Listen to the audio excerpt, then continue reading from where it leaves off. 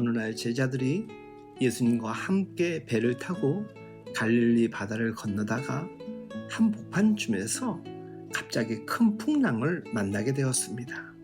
주님은 배 뒤편 고물에서 주무시고 계셨고 제자들은 한참을 노를 저으며 사투를 벌이다 도무지 감당할 수 없는 지경에 급기야 주님을 원망하듯 부르며 깨웠습니다. 우리들 대부분은 다 나름대로 인생에 대해 일가견을 가지고 있습니다. 나름대로 다 인생에 대해 산전수전을 겪으면서 경험을 갖고 있고 노하우를 갖고 있습니다. 우리는 그런 것에 대해 나름대로 모두들 대단한 자존심을 갖고 있는 것이지요. 그래서 함부로 남의 인생에 대해서 훈수를 두는 것을 굉장히 기분 나빠합니다. 그만한 건 나도 안다고 생각하는 것이지요. 특히 남자들은 어디 가다가 절대로 남한테 길을 잘 묻지 않습니다. 운전하다가 계속 근처를 뱅뱅 돌면서 헤매도 어지간해서 남한테 길 묻지를 않습니다. 이게 알량한 남자의 자존심이죠. 요즘은 다들 내비게이션이 있지만 어떤 고집센 남자는 내비게이션도 잘 안 켭니다. 바로 저와 같은 유형입니다. 옆에 앉은 아내가 보다 못해 답답해서 내비게이션이라도 좀 켜보라고 그래도 곧 죽어도 자존심을 세웁니다. 우리는 이런 자기 인생에 대한 자만이 기본적으로 깔려 있습니다. 그래서 사실상 우리가 웬만한 상황에서는 주님을 잘 의지하지 않습니다. 그러나 모든 것이 좌절될 때, 감당할 수 없는 두려움과 불안이 나를 덮쳐오게 될 때, 그제서야 주님을 찾을 때가 참 많습니다.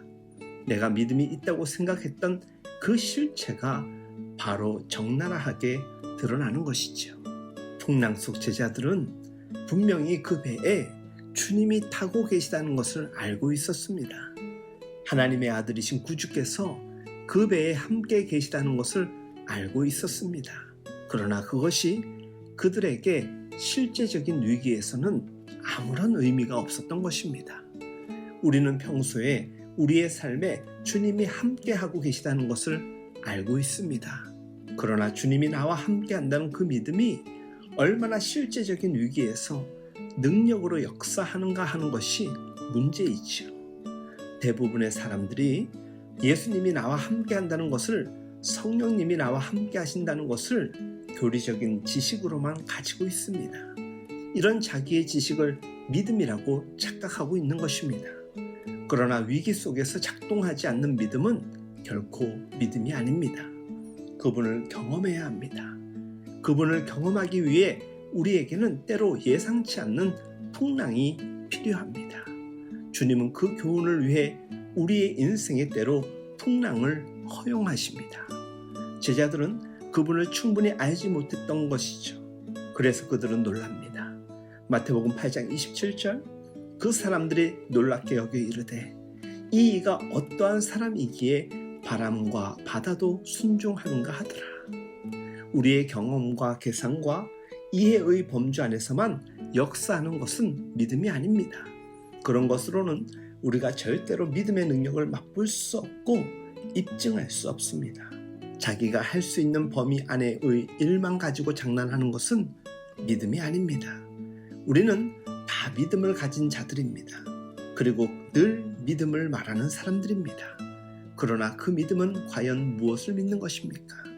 자기의 지식, 경험, 자신감, 신념을 믿음으로 혼동하고 있는 사람들이 많습니다. 진정한 믿음은 진실로 주님을 신뢰하는 것입니다. 그러나 우리가 실제로 행동하는 것을 보면 언제나 자기가 납득되고 이해되는 범주 안에서만 놀고 있습니다. 주 안에서 사랑하는 여러분, 예배의 자리를 능가할 수 있는 믿음에 도전하시기 바랍니다. 그 자리는 바로 우리의 일상입니다. 그 자리는 잔잔할 때도 있으나 폭풍우가 휘몰아치기도 합니다. 무엇보다 중요한 것은 내 믿음보다 더 크신 하나님이 함께 하신다는 것입니다. 그 거친 바다에서 우리의 믿음을 증명해 내십시오. 풍랑을 주관하시는 하나님 앞에 여러분들의 믿음을 보이십시오.